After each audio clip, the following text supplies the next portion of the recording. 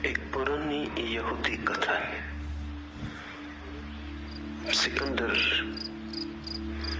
विश्व विजय की यात्रा को निकला, अनेक देशों को जीतता हुआ एक पहाड़ी कबीले के पास आया। उसे भी सिकंदर ने जीतना चाहा।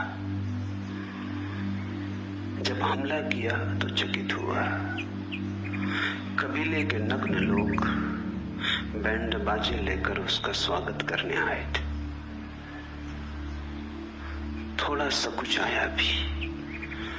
उसका इरादा तो हमले का था। वहां तो कोई लड़ने को तैयार ही न था।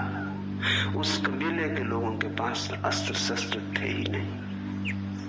उन्होंने कभी अपने इतिहास में युद्ध जाना ही न था। वस्त्र भी उनके पास न थे, बड़े मकान भी उनके पास न थे, झोपड़े थे।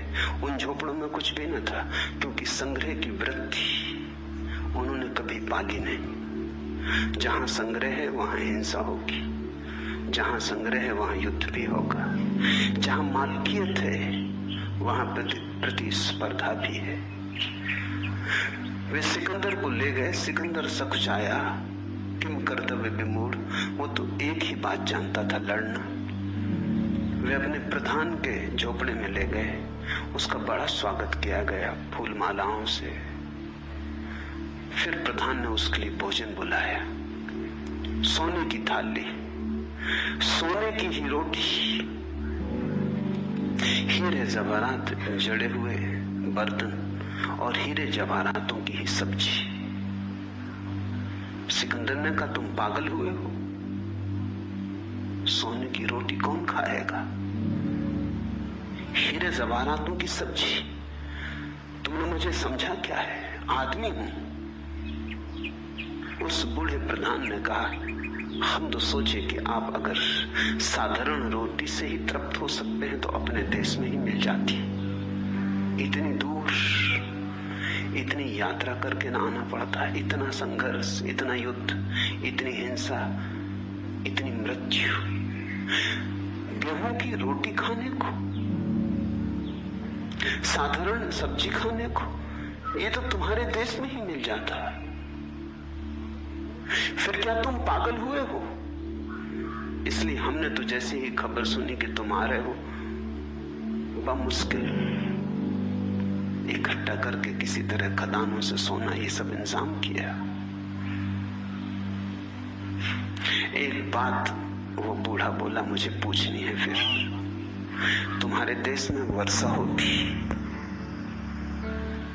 गेहूं की बालें पकती,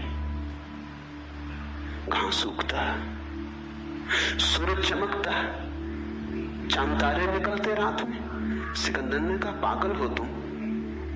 क्यों ना निकलेगा सूरज, क्यों ना निकलेंगे चांद तारे? मेरा देश और देश जैसा ही देश है। वो बूढ़ा तो सिर हिलाने लगा। अविश्वास से उसने कहा, मुझे भरोसा नहीं आता। तुम्हारे देश में पशु पक्षी हैं, जानवर हैं? सिकंदर ने कहा, निश्चित है। वो हंसने लगा। उसने कहा, तब मैं समझ गया, तुम जैसे आदमियों के लिए तो परमात्मा सूरज को निकालना कभी का बंद कर दिया होता, पशु पक्षियों के लिए निकालता होगा। वर्षा कभी की बंद कर दी होती तुम जैसे आदमियों के लिए, पशु पक्षियों के लिए करनी पड़ती होगी। कहते हैं सिकंदर इस तरह किसी पे हमला करके कभी ना पछताया था।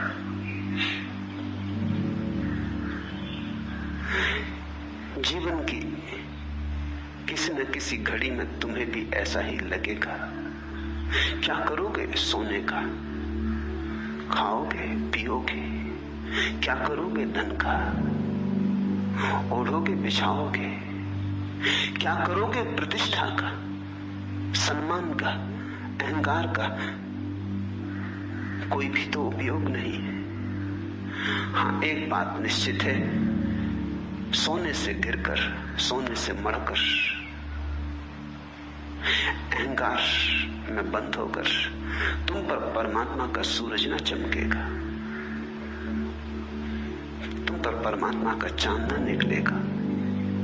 तुम्हारी रातें अंधेरी हो जाएंगी, तारे विदा हो जाएंगे, तुम सूखे रेगिस्तान हो जाओगे, फिर उसके मेघ तुम्हारे ऊपर न गिरेंगे और वर्षा न होगी।